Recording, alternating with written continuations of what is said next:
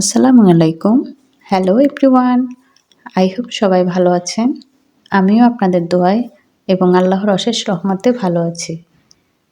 আমরা অনেক সময় বিভিন্ন ধরনের মাছ ভাজা খেয়ে থাকি গরম গরম ভাতের সাথে।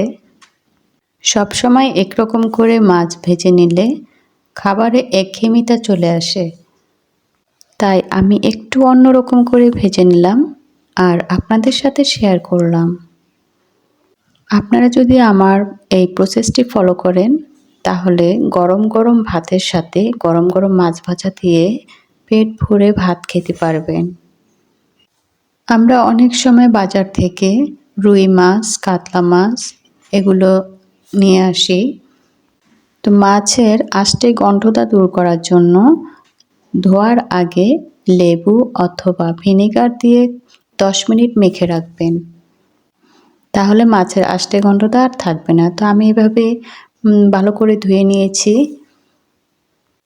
আমি এখানে নাইলন টিকা মাছ নিয়েছি। আপনাদের অঞ্চলে কে কী নামে বলেন জানি না, কমেন্টে জানাবেন। এই মাছটার কালারটা লাল হয়ে থাকে। হাফ চা চামচ ভাজা জিরের গুঁড়ো দিয়ে দিলাম, হাফ চা চামচ ধনিয়া গুঁড়ো দিলাম,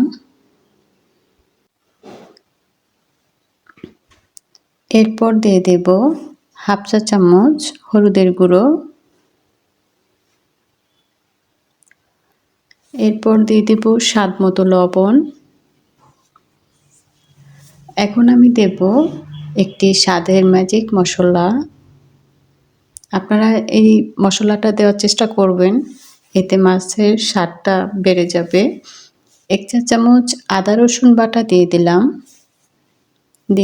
হাফ চা চামচ বাটা মরিচ। মরিচ বাটাটা হাতের কাছে না থাকলে আপনারা শুকনো মরিচের গুঁড়োটাও দিতে পারেন। দিয়ে দিলাম 1 চা চামচ কর্নফ্লাওয়ার। তবে মরিচ বাটাটা দিলে এর স্বাদটা আরেকটু বেড়ে যায়। আর 1 টেবিল চামচ তেল দিয়ে দিলাম।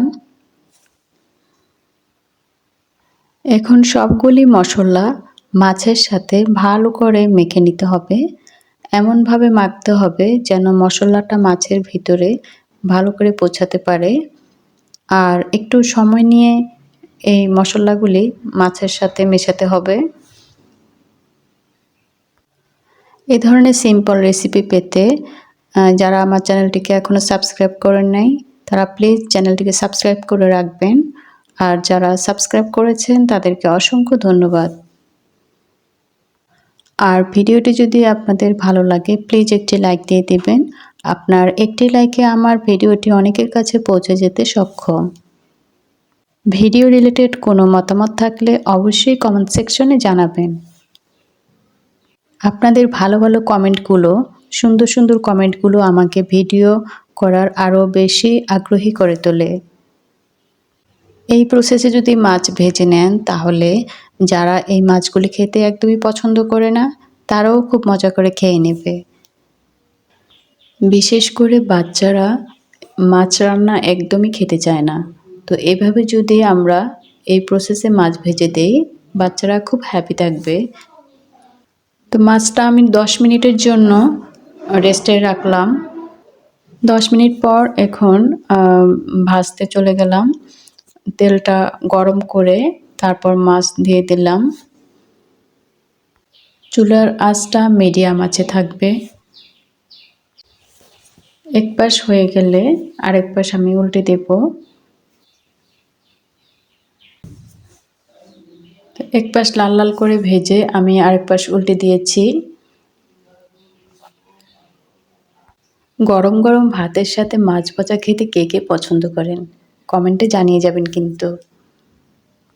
পুরো মাছ ভাজাতেই আমি চুলার আঁচটা মিডিয়াম আঁচে রেখেছি। আপনারাও চেষ্টা করবেন মিডিয়াম আঁচে মাছটা ভেজে নিতে।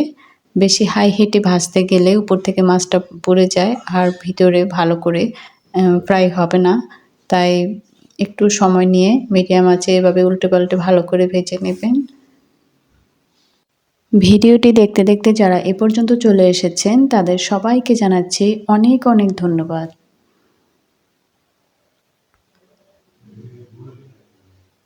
তো মাছগুলি আমার প্রায় ভাজা হয়ে আসছে, দেখতে খুবই লোভনীয় লাগছে। আমার মতো আপনারাও একবার হলেও এভাবে ট্রাই করবেন। আশা করি ইনশাল্লাহ অনেক ভালো লাগবে।